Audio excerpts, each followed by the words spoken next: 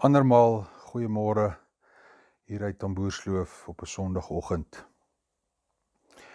En ek wil begin deur vir al my Joodse vriende te sê, Shak Shamiak, Happy Holidays, waar hulle die laaste paar dae en in besonder gister die Shavuot gevier het. Dit is die fees van die weke, die 7 weke na die Pasga. En die fees van die Shavuot is interessant want dit skakel aan by ons Pinksterfees. Die fees van die Shavuot is gevier in die begin as die fees van die oes, as wanneer toe mense bymekaar gekom het en dankie gesê het vir die oes, en dan die fees wat hulle daar rondom gehad het. En later het die Shavuot die fees geword waarin die Jode herdenk die dag toe hulle die Torah ontvang het.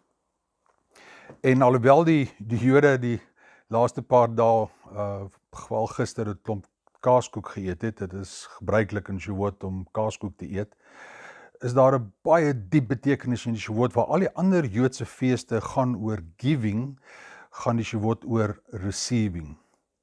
En word daar in hierdie fees gedink aan toe God met sy volk onder die chuppah gestaan het en 'n belofte afgelê het soos 'n bruid teenoor die bruidegom. En God vra, sal jy die verbond met my aangaan? Sal jy die Torah ontvang? En dan antwoord die Jode daarop en sê, Nasa v'nashma, we will do and we will listen. En die hele fees van die Pentakos, die 50 dae, staan in direkte verband met die fees van die Shavuot. In Genesis 2 vers 7 staan daar dat God het sy asem in die mens se neus geasem. God wajipa in die mens sy asem. En hy woord asem, nishmat in Hebreëus, is waar ook die woord nefesh vandaan kom, die woord vir siel. En God asem sy asem in die mens, and behold, we become soul. Dis nie vreemd dat die Griekse woord vir die Heilige Gees is hagiopneuma, die heilige asem, the holy breath, the holy breathing of God.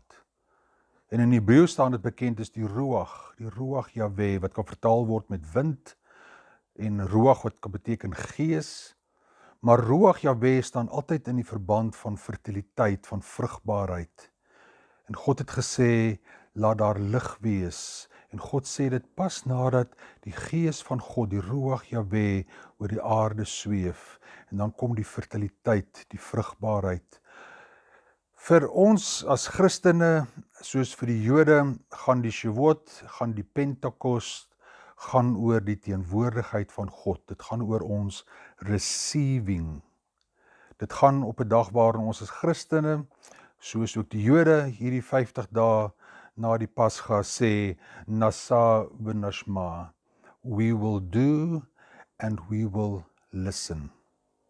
Ek wil 2 versies graag met jou deel vanoggend. Die een kom uit Johannes 20, waar daar staan, nadat hy dit gesê het, is Jesus, blaas hy oor hulle.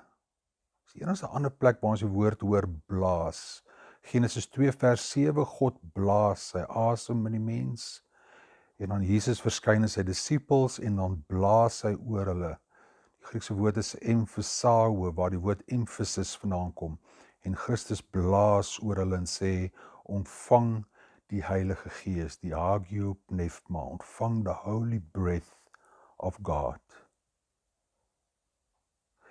En dan sê Jesus, as julle mense se sonde vergewe, daar het hy net gesê, ontvang die Heilige Gees, as julle mense se sonde vergewe, word dit vergewe deur God, en as ons dit nie doen nie, word dit nie deur God vergewe nie.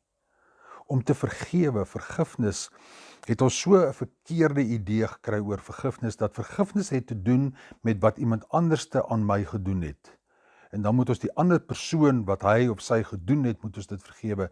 Dit is nie wat die oorspronklike, die ou klassieke tale bedoel met vergifnis nie. Vergifnis in die Grieks beteken letterlik to untie, om te ontknoop, to let it be, to let it go. Wat is vergifnis? Vergifnis is om te vergewe hoe ek dink oor alles wat jy aan my gedoen het. Dit het te doen met my gedagtes. Ek moet my manier van dink, my gedagtes afhimi, ek moet dit untie, ontknoop. Daarom is vergifnis so 'n belangrike fondasie binne die Christelike geloof. En Jesus staan by hulle en hy blaas oor hulle en hy sê ontvang the Holy Breath, ontvang die Heilige Gees. Die ander vers kom uit Handelinge 2 wat direk te doen het met Pentekos. Die disippels is in die middel van die fees van die Shavuot. Hulle herdenk saam met al die ander Jode en dan ook die Christene herdenk hulle die dag toe God vir hulle die Torah gegee het. Daar word geëet en daar word gedrink en daar word die hele nag wakker gebly. Die hele nag word wakker gebly om die Torah te lees, te bestudeer, dit met mekaar te deel. Stories oor Rut en Jesaja en Esegiel word vir mekaar vertel en die hele nag word wakker gebly in hierdie fees. En dan staan daar in Handelinge as Lukas skryf, maar julle sal krag ontvang wanneer die Heilige Gees oor julle kom. Christus is aan die woord, dis net voor die Pentekost.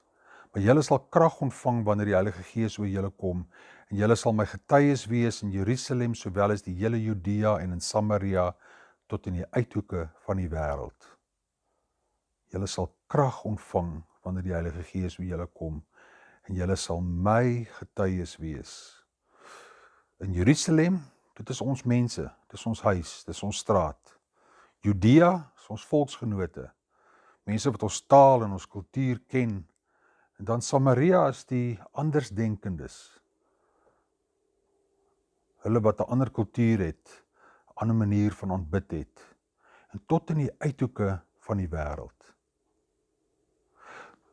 Wat is die Heilige Gees vir my? Die Heilige Gees vir my is die teenwoordigheid van God. Die Heilige Gees vir my is die stem van God. Die Heilige Gees is the Holy Breath of God, waarvan ek elke oomblik van die dag bewus is in my inasem en uitasem, lewe in en liefde uit.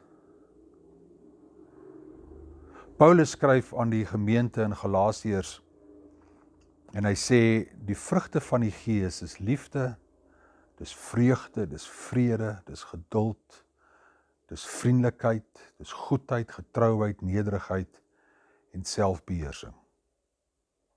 Op hierdie 50ste dag, die Pentekost, in die fees van die Shavuot, in 'n buitengewone tyd van 'n pandemie en ons wat in ons huise sit en al moedeloos is van al die reëls en regulasies en wat mag ons nie. As daar een les is wat COVID-19 weer 'n keer aan my deur kom vasspyker het, dan is dit die vrugte van die Gees. Dis liefde, dis vreugde, dis vrede en geduld. Dis vriendelikheid en goedheid, getrouheid, nederigheid en bovenal selfbeheersing.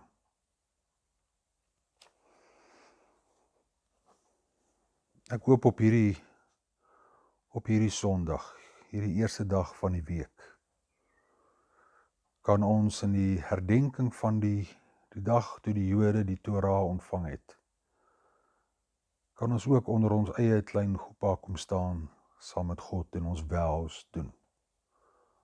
Ons belofte aflê, waarin ons saam met die Jode van alle eeue kom sê, Nasa v'nashmaya.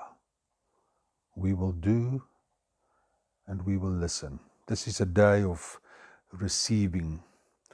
Kom ons doen dit ook in die gees daarvan, as ons getuies is, as ons deurweek is van die heilige asem van God.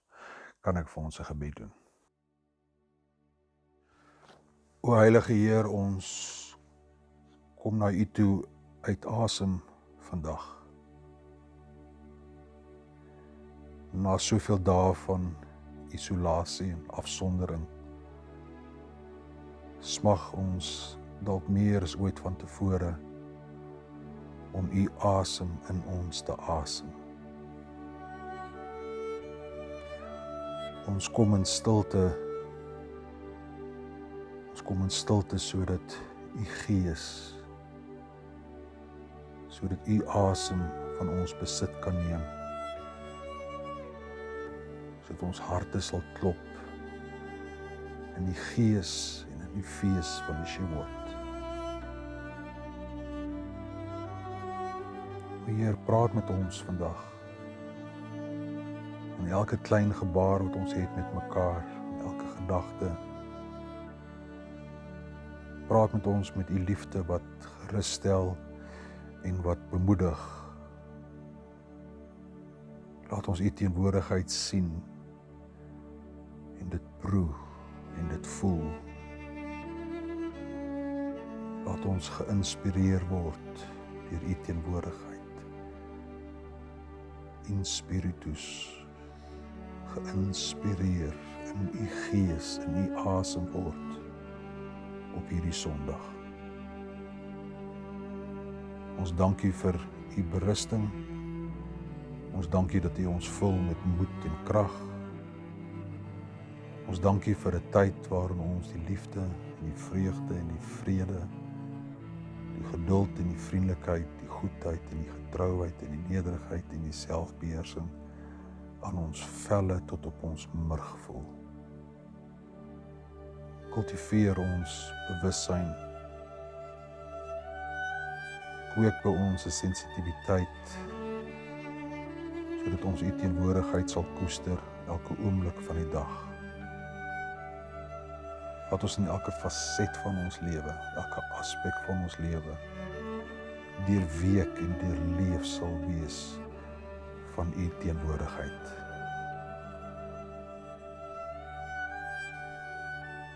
Nou asem ons U lewe in en liefde uit. Ons asem lewe in en liefde uit.